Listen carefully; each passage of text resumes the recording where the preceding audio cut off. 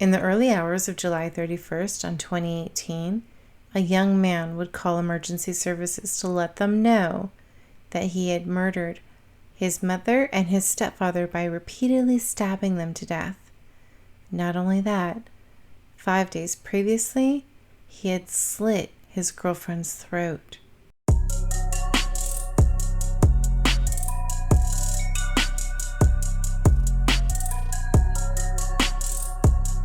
Hey guys, welcome to my channel. I'm Sandy and this is Chronic Cases, where we discuss all things true crime.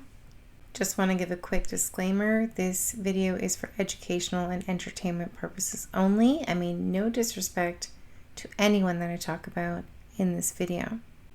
This case takes place in Canada, Calgary, Alberta to be exact, in the suburb of Hidden Valley.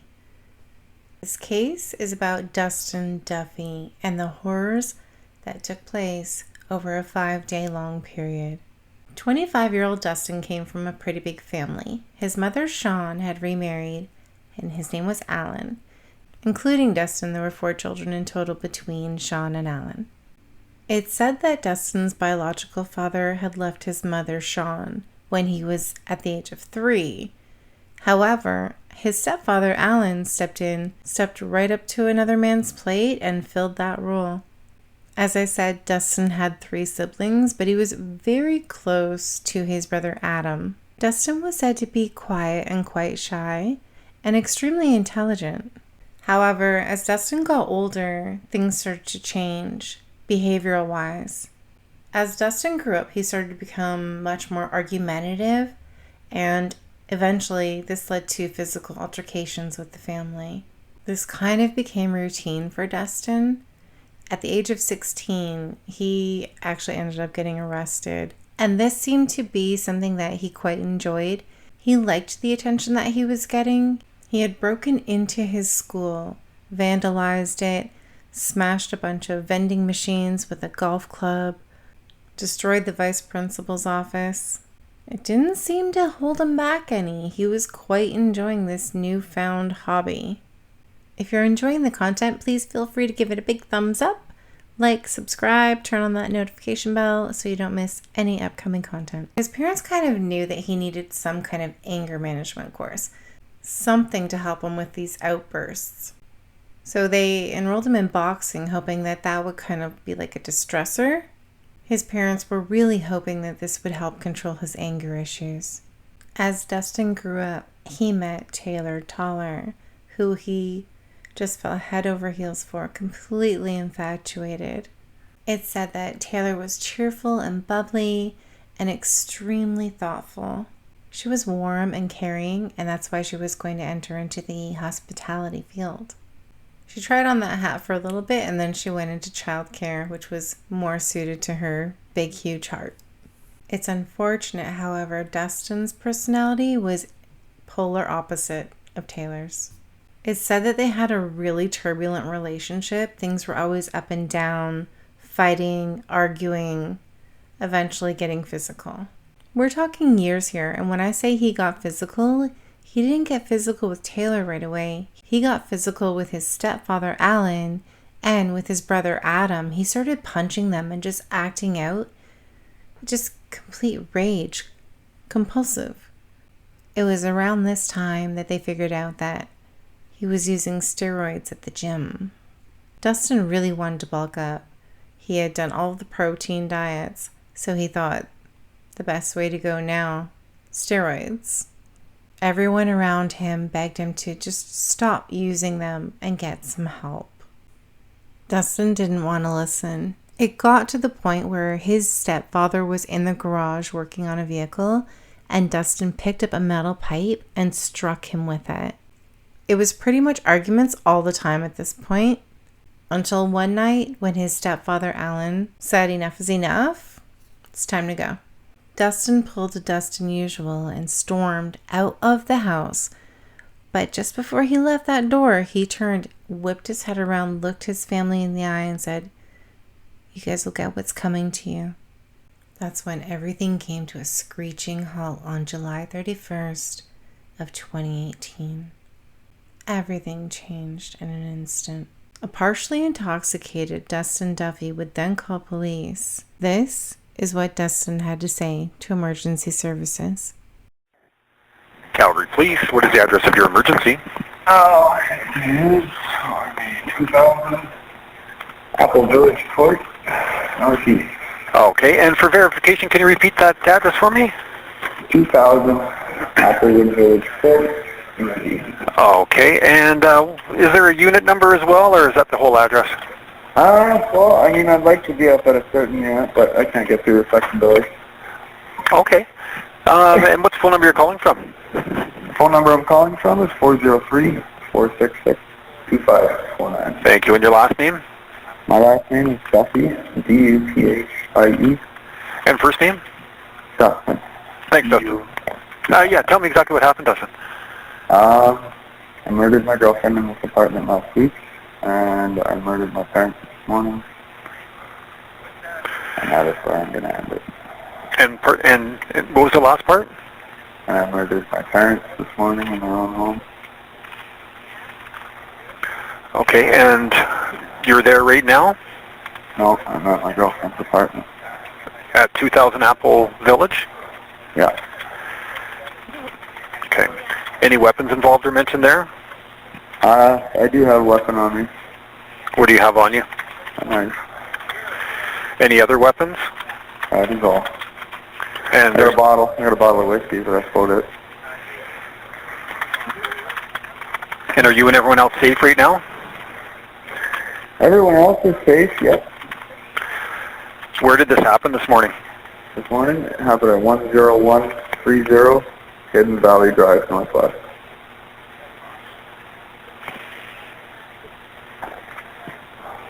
At your parents' home? Yes. Are you in a unit number at this 2000 Apple Village Court? Well, no, I mean, I'd like to be able to get up to 307, but I can't get through the second door. So. One moment. And the address was 10130 Hidden Valley? Hidden Valley Drive, Northwest.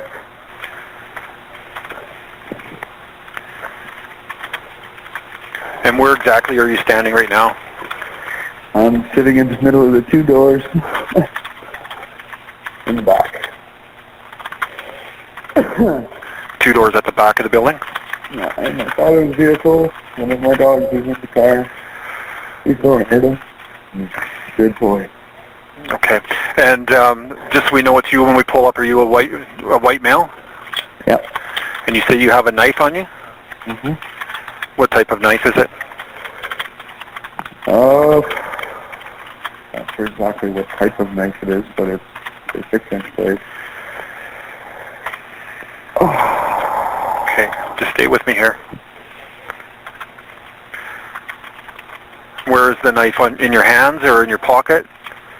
Pardon? Is the knife in your hands or your pocket? No, it's in my bag. It's in beside me. Okay, can I talk you into just leaving the bag away from you? Well, And are you a white male? yeah. Sorry, what race are you?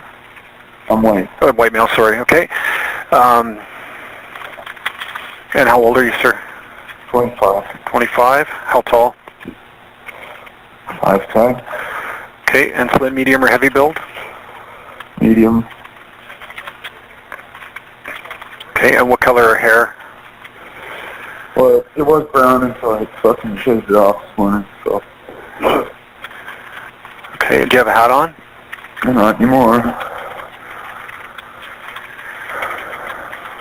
Okay, and what color shirt or jacket? Black shirt, tan pants, black and blue shoes.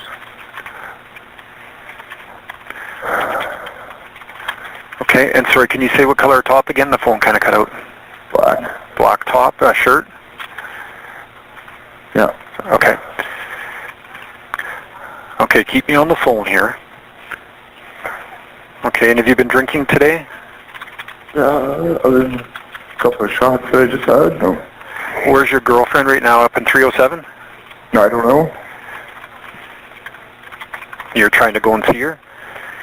I am. Okay.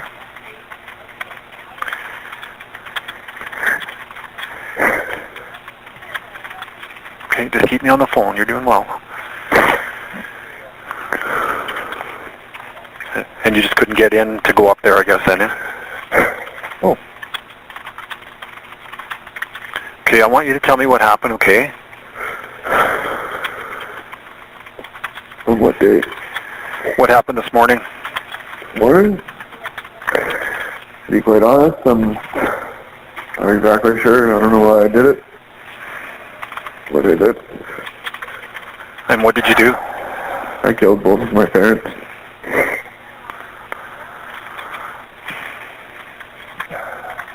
Is there anyone else in the home? No. Can you tell me what happened there?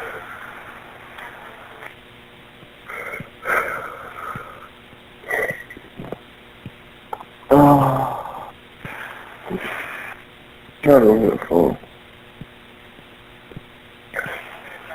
Do you need an ambulance for yourself? Do you have any injuries? Me, I don't have any injuries, no.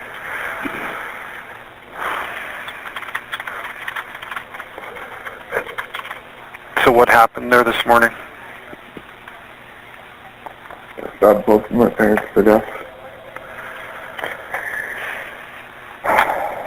Okay, I want you to keep me on the line, and when police come by, I want you to not have anything in your hands, okay? Well, I'm going to have my bottle on me and my smoke. That's it.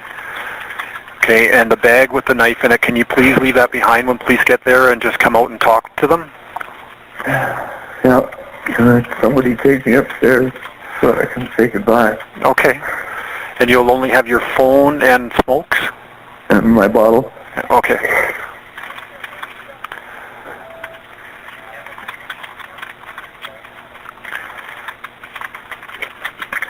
Okay, and you're going to leave your bag inside? Yeah. Okay.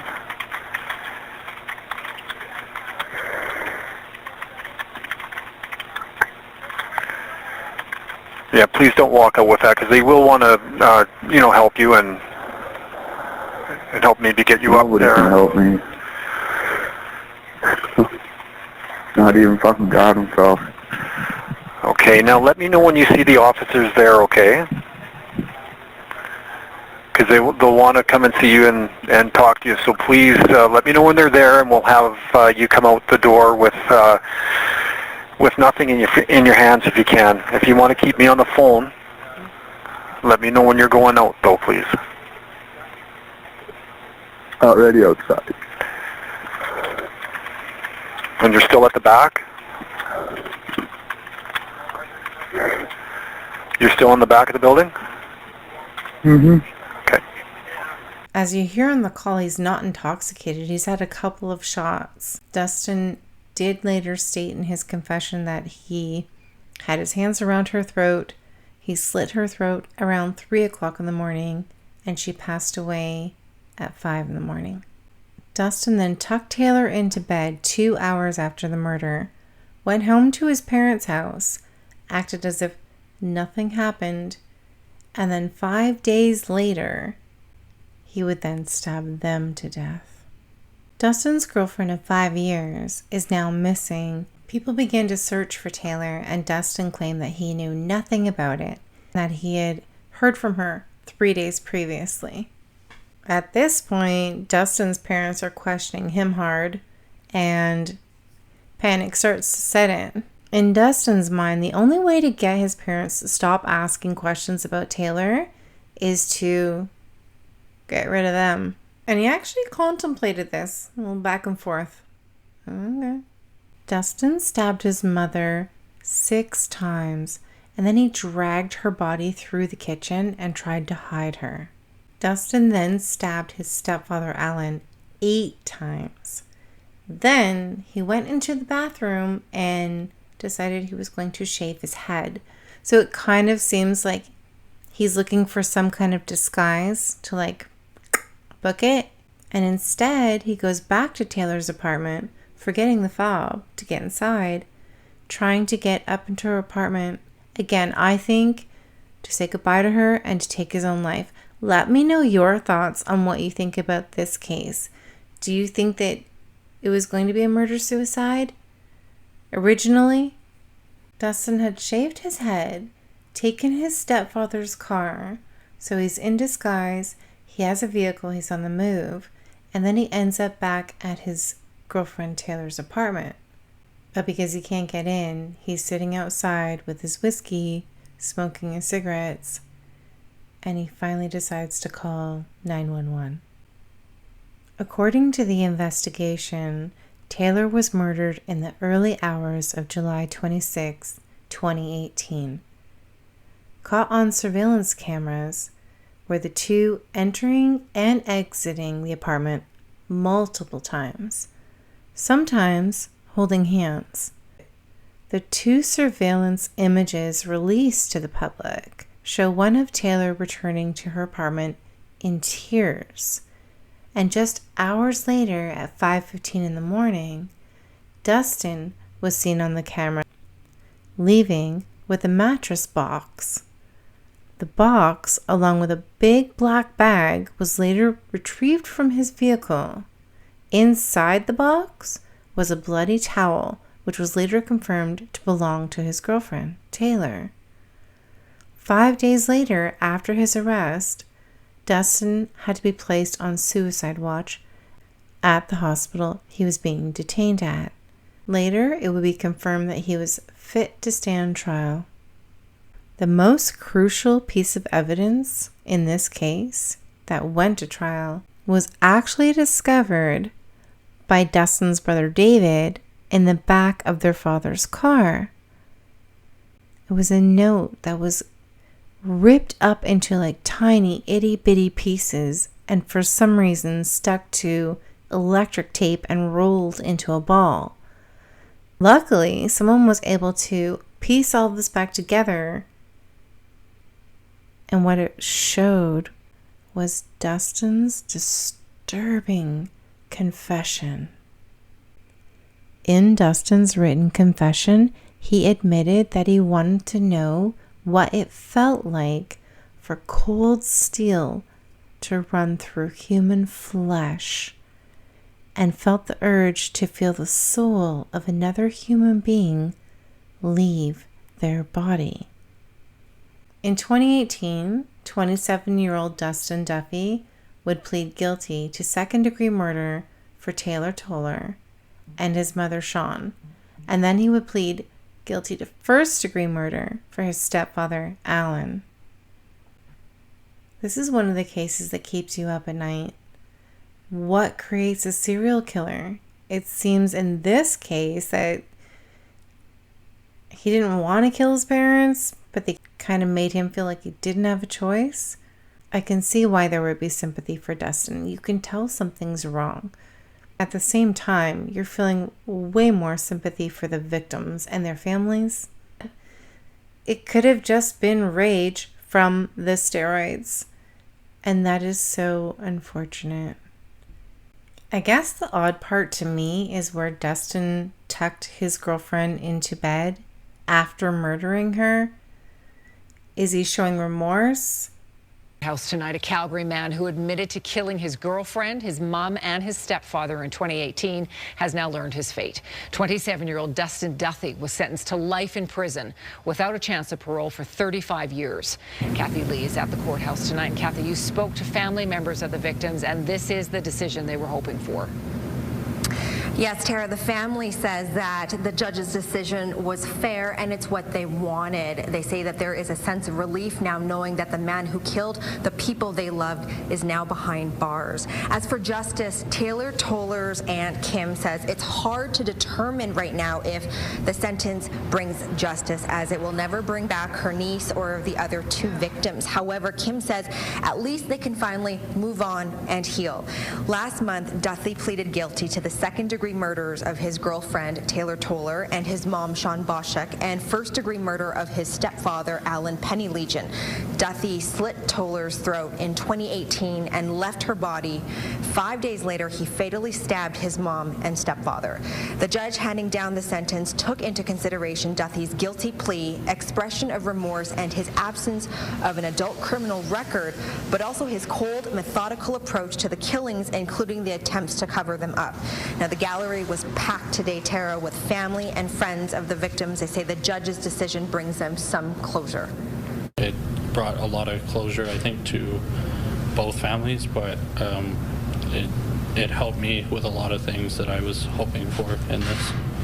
This is a point where we can start to close this chapter and start to move forward, because I think that that's what Sean and Alan and Taylor would have wanted for us, rather than focusing on the loss, to see if we can continue on and do some good and help others.